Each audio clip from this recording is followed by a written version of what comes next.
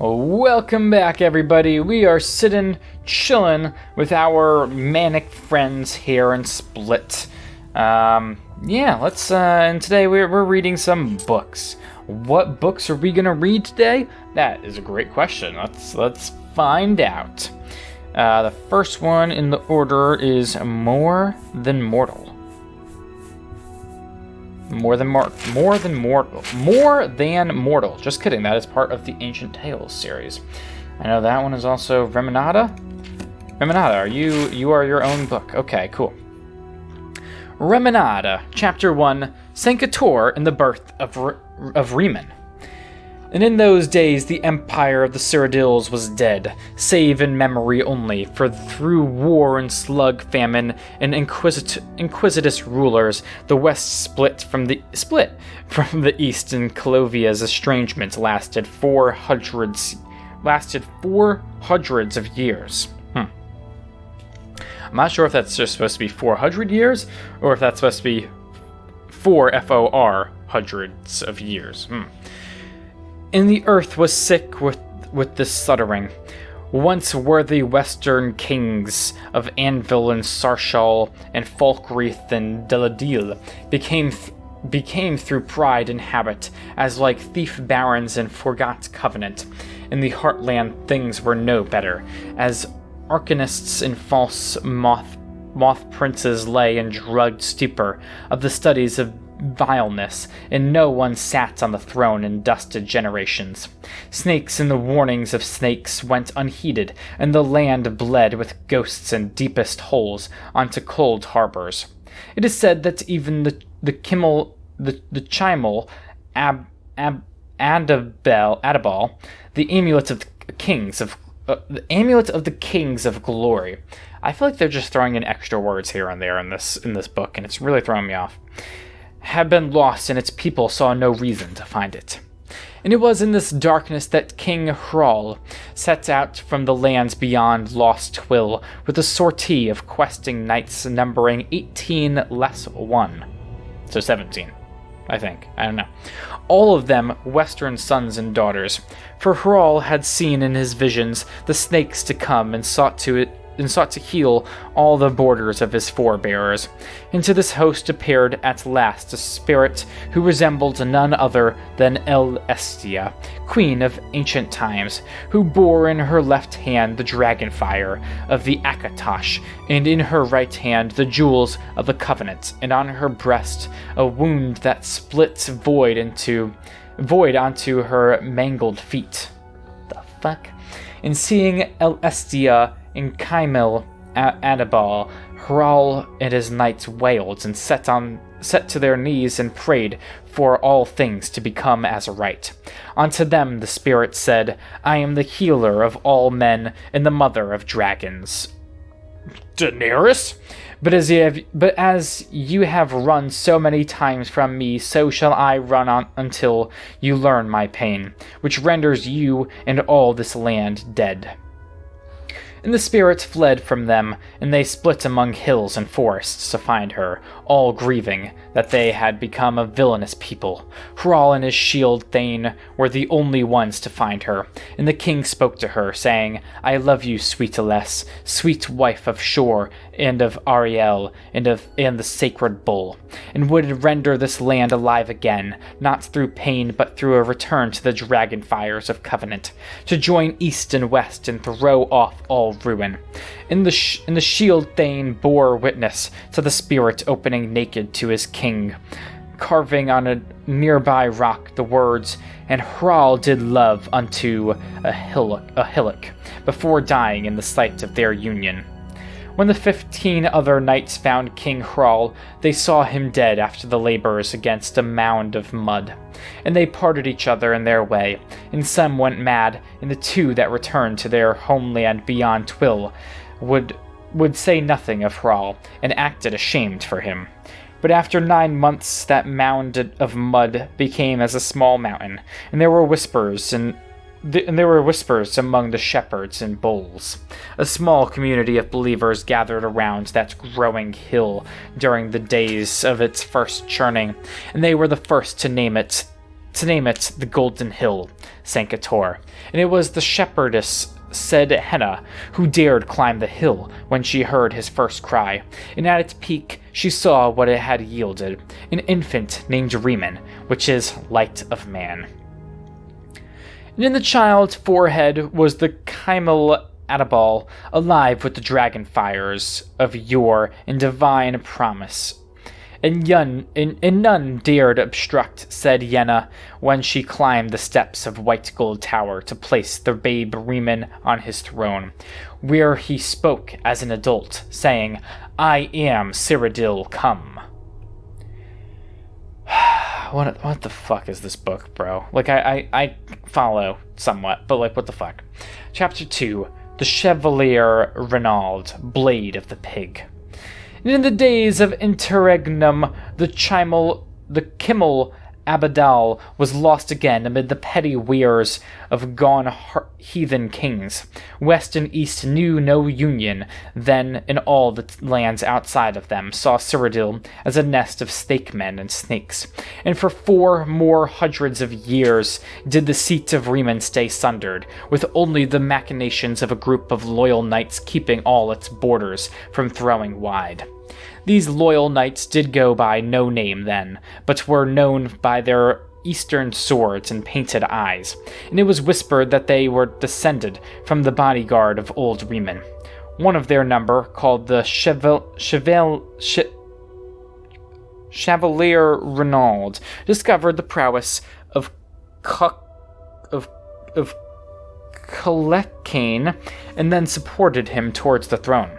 Only later would it be revealed that Renaud did this thing to come closer to Talos, a non-storm crown, the glorious yet Emperor Tiber Septim. Only later still that he was under instruction by a pig. Okay. Lord Longglory was wife to all the knights of the Dragon Banner, who knew no other than were brothers before beyond many seas, and now are brothers under the law, named the Blade Surrender of Pale Pass. Hey, I have heard of Pale Pass, that is in Skyrim. And having vampire blood, these brother knights lived for ages through the past Reman, and then kept guard over his ward, the coiled king, Versadu Shai. Hey, we've heard a lot about Versadu Shai.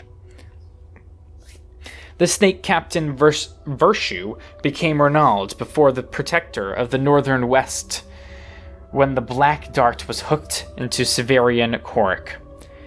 Here torn pages indicates that the rest of this ancient book has been lost.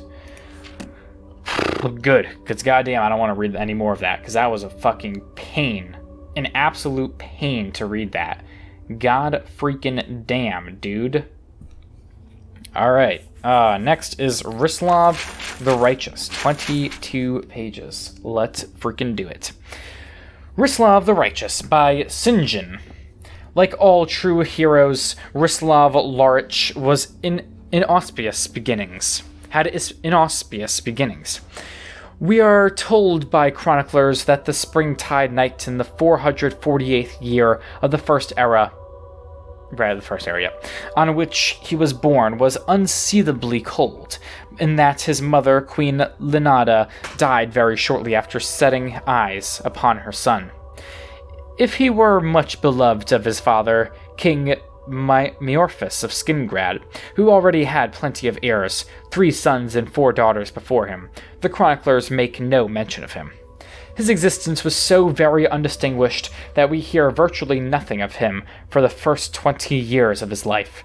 His schooling, we can suppose, was similar to that of any spare prince in the Colovian West, with Iliad tutors to teach him the ways of hunting and battle. Etiquette, religious instruction, and even basic statecraft were seldom a part of the training of a prince of the Highlands, as it was in the more civilized valley of Nibene. There is a brief reference to him, together with his family, as part of the rolls of of honor during the coronation of the Emperor Gorius on the 23rd of Sun's Dawn, First Era 461. The ceremony, of course, held during the time of the Alessian doctrines of Mruk, and so was without entertainment. But the 13-year-old Rislav was still witness to some of the greatest figures of legend. The beast of Enequina, Darlok Bray, represented his kingdom, giving honor to the Empire. The chieftain of Skyrim, Korjik the White, and his son Hogue were in attendance. And despite the Empire's intolerance of all elves, Chimer Indoril Nerevar and Dwemer Dumak Dwarf King were evidently there as well, diplomatically representing Resdain, all in relative peace. Also mentioned on the rolls was a young Mer in service to the imperial court of High Rock, who was to have a great history with Rislav, Rain Dereni. Whether the two young men of about the same age met and conversed is entirely the stuff of historians' fancy. Rain is spoken of in praising words as a powerful landowner, eventually buying the island of Balfiri in the Iliac Bay and gradually conquering all of High Rock and large portions of Hammerfell and Skyrim. But Rislav is not heard of again in history's books for another 17 years. We can only offer supposition based on the facts that follow. Children of kings are, of course, married to the children of other kings to bind alliances. The kingdoms of Skingrad and Kvatch skirmished over common territory throughout the 5th century until they reached a peace in the year 472. The details of this accord are not recorded, but since we know that Prince Rislav was in the court of Kvatch 6 years later as husband to Belen, the daughter of King Justinius, it is fair to make an educated guess that they were married then to make peace. This brings us to the year 478, when a great plague swept through all of Cyrodiil and seemed particularly concentrated in the independent Colovian West. Among the victims were King Morris and the rest of the entire royal family in Skingrad. Rislav's only surviving elder brother, Dorald, survived being in the imperial city as a priest of Mruk. He returned to his homeland to assume the throne. Of Dorald, we have some history. The king's second son, he was slightly simple-minded and evidently very pious.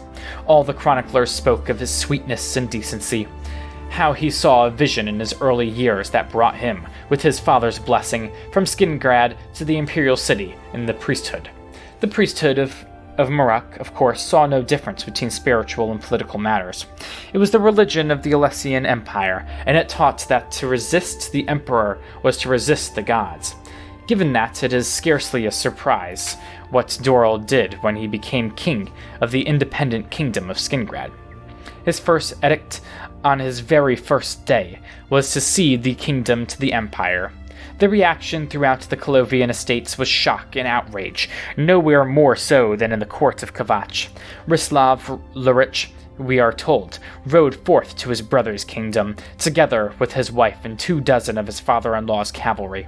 It was surely not an impressive army, no matter how the chroniclers embellish it, but they had little trouble defeating all the guards Dorald sent to stop them. In truth, there was no actual battling, for the soldiers of Skingrad resented their new king's decision to give up their autonomy. The brothers faced one another in the castle courtyard where they had grown up. In typical Colovian fashion, there was no trial, no accusations of treason, no jury, no judge, only an executioner.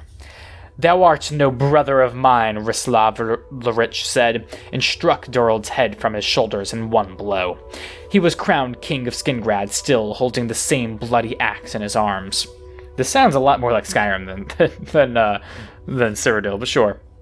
This is also old-timey Cyrodiil, so it makes sense. If King Rislav had no battle experience beforehand, that was shortly to change. Word spread quickly to the imperial city that Skingrad, once offered, was now being taken back. Gorius was an accomplished warrior even before taking the throne, and the 17 years he had as emperor were scarcely peaceful. Only 8 months before Dorald's assassination and Rislav's ascendancy, Gorius and the Alessian army had faced another one of another of his coronation guests, Korjik the White, on the fields of the frozen north. The High Chieftain of Skyrim lost his life in the Battle of Sungard, while the Pact of Chieftains was selecting a new leader. Cyrodiil was busily grabbing back the land of southern Skyrim that it had lost. In short, Emperor Gorius knew how to deal with rebellious vassals. The Alessian army poured westward like a flood of death, to borrow the chronicler's phrase, in numbers far exceeding what would be required to conquer Skingrad. Gorius could not have thought actual battle was likely. Rislav, as we said, had little to no experience at warfare, and only a few days' practice at kingcraft. His kingdom and all of the Colovian West had just been ravaged by plague. The Alessians anticipated that a mere show of arms and a surrender. Rislav instead prepared for battle. He quickly inspected his troops and drew up plans.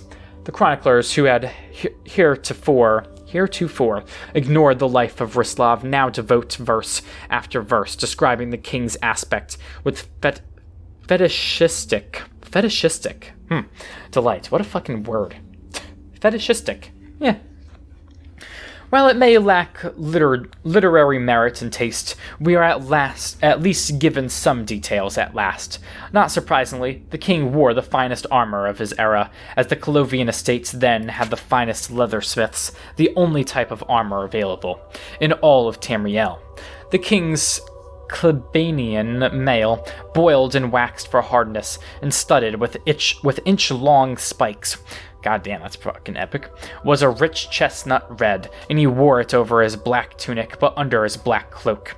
The statue of Rislav the Righteous, which now stands in Skingrad, that's what that statue is for, is a romanticized version of King, but not inaccurate except in the armor represented.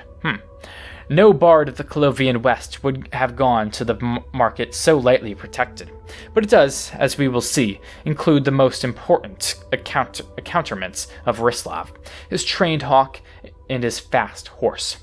The winter rains had washed through the roads to the south, sending much of the west weald spilling into Valenwood. The emperor took the northern route, and King Rislav with a small patrol of guards met him at a low pass on what is now the Gold Road.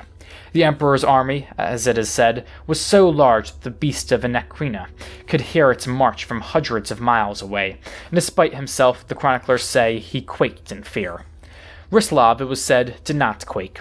With perfect politeness, he told the emperor that his party was too large to be accommodated in the tiny kingdom of Skingrad. Next time, Rislav said, write before you come. The emperor was, like most Alessian emperors, not a man of great humor, and he thought Rislav touched by Sheogorath. Hey! He ordered his personal guards to arrest the poor madman, but at that moment the king of Skingrad raised his arm and sent his hawk flying into the sky. It was a signal his army had been waiting for. The Alessian were all within the pass and the range of their arrows. King Rislav and his guard began riding westward as fast as if they had been kissed by wild Kinnereth, as the chronicler said. He did not dare to look behind him, but his plan went faultlessly, geez. The far eastern end of the pass was sealed by rolling boulders, giving the Alessian no direction to go but westward.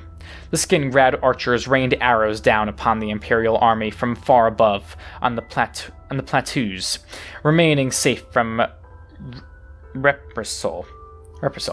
The furious Emperor Gorius chased Rislav from the Weald to the highlands, leaving Skingrad far behind, all the while his army growing steadily smaller and smaller.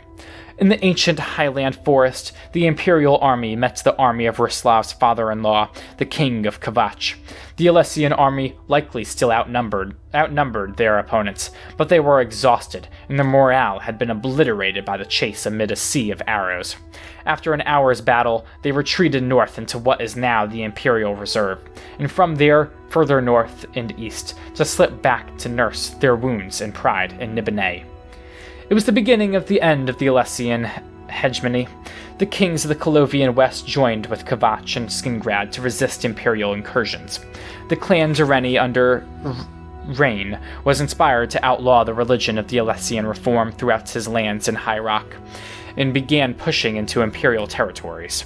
The new High Chief of Skyrim, Hoeg, now called Hoeg Murkiller, though sharing the Emperor's official xenophobia, also joined the resistance.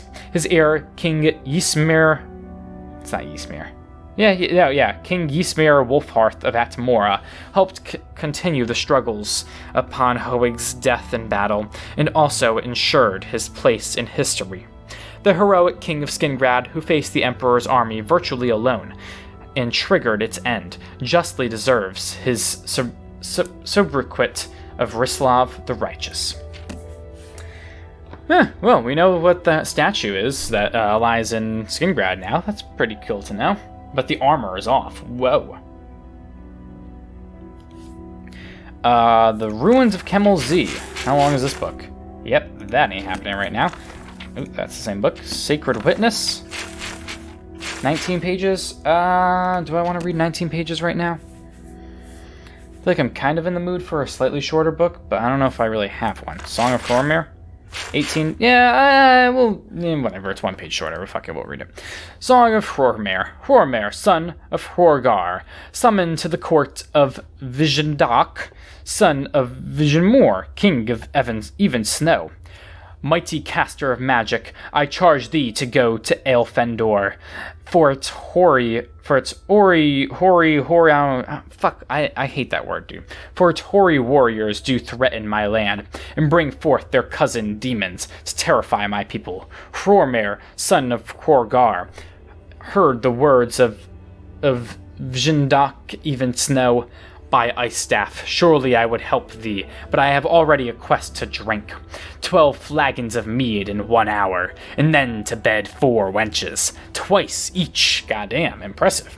So I must, with grace, a lot of grace, decline. The king, he did not smile at Hrormir in his jolly spirit, but thine honor must thou aidest my cause, for must thou takest up the sword of thy companion Darfang, who took the quest and failed. Hrormir laughed. Now I know thou jest. My boon mates Darfang wouldst not fail. There be no finer bladesman, if thou chargest him. He wouldst not fail. He wouldst not fall. I did not say he fell. He joined the dark knights of Aelfendor, and by doing so dishonored himself and thee, his friend. Hrormir could not believe the words, and yet he knew ever Snow didst not lie. So for 20 days and 3 rotteth he to the land of night, the kingdom of fear, where the peasants ever carried candles, knowing what evil awaiteth them, should they stray beyond the glow, the sovereignty of 3 dark kings. Elfendor, there, torch in hand, didst Hrormir pass through haunted countryside and frightened villages, and through the black gates of the blacker castle of Aelfendor. The 3 dark kings didst sneer, oh my god, at the sight of mighty Hrormir, and summoned they their champion, Darfang the Blade. My boon companion, Hrormir called in the hall of night. I dare not trust my eyes, for then I wouldst believe that thou hast joined with evil, and turned thy way from horror and brotherhood. Hrormir, Darfang the Blade didst cry, if thou dost not go now, one of us must die, for I hate thee. But Hrormir was battle-ready, and in the echoing halls of night, the blade of Darfang and the staff of Hrormir didst strike again and again, and yet again. The staff of Hrormir. Isn't that an item we can actually acquire? Don't we have that in our chest? The staff of Hrormir? Hold up. Yeah, it is. It's Hrormir's ice staff. Yeah, we know about this. That's I think, did we steal this during the... I think we had to steal that during the Thieves Guild, actually. Pretty cool. The blade of Darfang and the staff of Hrormir did strike again and yet again, Mighty warriors and mages both, the boon companions now foes, shook Mundus with their war. They might have fought for a year if there were sun in Aelfindor, to mark time in either Hrormir or Darfang may verily have won. But Hrormir saw through the dark, the tears in the eyes of his former friend, and then he saw the shadow of Darfang, worked not his own. And so with ice staff he did strike, not Darfang, but his shadow, which cried, "Hold, mortal man!" The shadow becameth the hag, bent and twisted, in her cloak and hood, from her faceless shadow she hissed. Mortal man called Hrormir, the soul of thy boon companion is my plaything. But I will take thine in trade, for thou ye both have strong arms. Thou hast the more clever mind, which my sons the Dark Kings need for a champion of Aelfindor. Hrormir the brave didst not take a breath, or pause before he boldly said, "Shadowy hag, release Darfang, and thou mayst use me as thou will." The hag didst laugh and freed Darfang.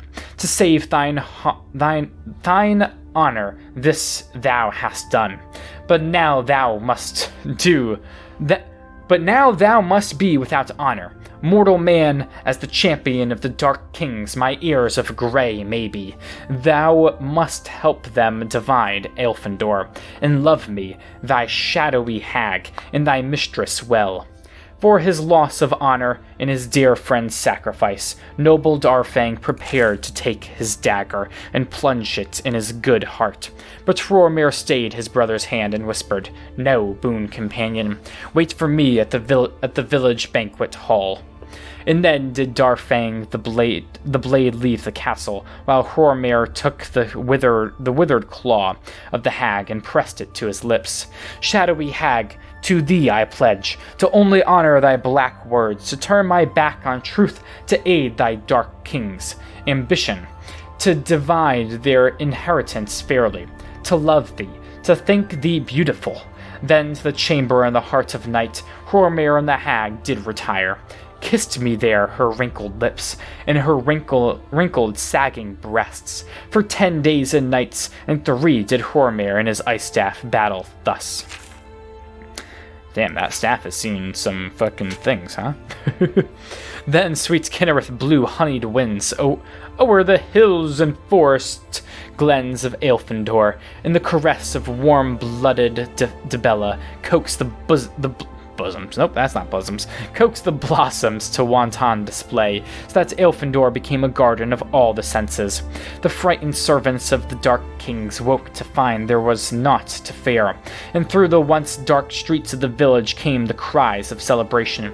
In the banquet hall of the village, Hrormir and his boon companion Darfang embraced and drank of rich mead. The shadowy hag, too, was smiling, sleeping still in her soft bed, until the morning sun touched her naked face, and she awoke and she saw all, and knew all saw her, and she cried out, "Mortal man!" Night fell fast upon the land as the hag flew into the banquet hall, casting blackest darkness in her wake. But all the celebrants still could see her anger in her monstrous face, and they shook with fear. The hag had said the kingdom was to be divided among her heirs, but Aelfindor had been kept whole, while her children divided, drawn and quartered. Hrormir was mightily amused. He smiled his laughter in his mead, for none should laugh outright at the Daedra Lord Nocturnal. Without her grey cowl of shadowed night, her hideous face forced the moons to hide themselves. We've seen a lot of statues of Nocturnal without her grey cowl, and I'm just gonna say, especially when you see her in Skyrim, them titties do be tittying. Just saying. That's all I'm saying. That's all a man's saying. If you know, you know. If you don't, well, you don't. Her hideous face forced the moons to hide themselves. That's... Damn, that's just... That is as disrespectful as it gets. Fucking Lorcan, or whatever the hell that guy's name is just like, whoa, that's a bit much even for me. Where'st be thine hood, shadowy hag? Mortal man has taken it from me unaware. When I awoke, my face unmasked, my kingdom cast into the light, my dark king ears in pieces cast. and here my champion smiles. Yet in truth thou kept thy promise truly, to never keep thy promise true. Hrormir, son of Hrorgar, bowed to the hag, his queen, and evermore, till thou releaseth me, will I serve thee so. A clever mind and a champion is a much overvalued trait. The hag released Hrormir's soul, and he released her hood. And so in the light of darkest dark, she left Elfindor evermore. And after drinking 12 flagons of mead, and bedding 4 wenches twice each, did Darfang return to Eversnow with Hrormir, son of Hrorgar. That story went all over the fucking place. I don't even know what exactly was being told ultimately. It was like kinda, I don't know, it was like these two like pseudo brothers, one a warrior, one a mage, were fighting. We saw the staff of Hrormir, which is kind of cool. And then the other guy, one of them, the mortal dude, ended up going and stealing the gray cowl from Nocturnal. Like, who would have thunk that Hrormir's staff and the Grey Cowl of Nocturnal would actually be related? Outside of them both being in the Thieves Guild. Well, that was a book indeed. It was indeed a book. No denying that was a book. And that is another 3 books that we no longer will have to read in the feature. Wow, cool. Yeah, it's another 3 books down. We're making a lot of progress. Bro, there's no convincing me that this dude is the actual fucking... Like, this dude is on his own over here. I guess he's on his lunch break. Is he on his lunch break? What time is it? Why aren't you working? You should be working, dude. Okay, it is actually lunchtime. That's funny. Alright, fair enough. I'll let you take your lunch break. But, yeah, that's another 3 books down.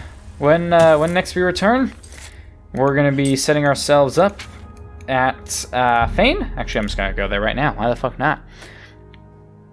And from Fane, we shall be traveling south. And then, yeah, depending on whether or not we actually find a location before the Land of Bliss. Oh, God, I just love all these fucking mushroom tree thingies. Yeah, we'll explore the rest of this path. If not, then I guess we'll probably go back to Split, actually, ironically enough, and travel south through this little road that kind of connects the two. But until the next video, thank you for watching. Don't forget to like, comment, subscribe, and as always, God bless in it. Cause I don't wanna see the glow without you. Refuse to even leave my home without you. Or my brain's gonna explode without you. I don't even know how to cope without you. Cause I don't wanna see the glow without you. Refuse to even leave my home without you. Or my brain's gonna explode without you. I don't even know how to cope without you.